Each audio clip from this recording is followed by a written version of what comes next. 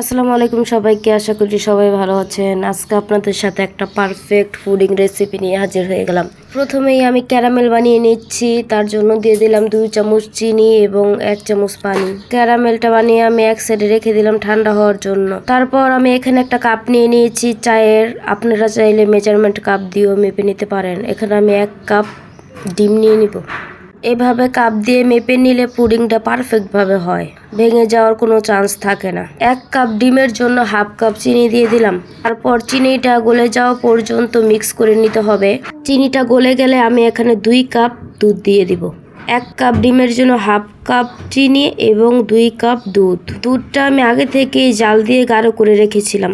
একটা ছাঁকনি দিয়ে ভালো করে ছেঁকে তারপর পুডিংয়ের বাটিতে আমি মিশ্রণটি দিয়ে দিলাম। তারপর একটা কড়াইতে একটা স্ট্যান্ড দিয়ে এর ওপর আমি বাটিটা বসিয়ে দিলাম। তারপর পরিমাণ মতো পানি দিয়ে দিয়েছি।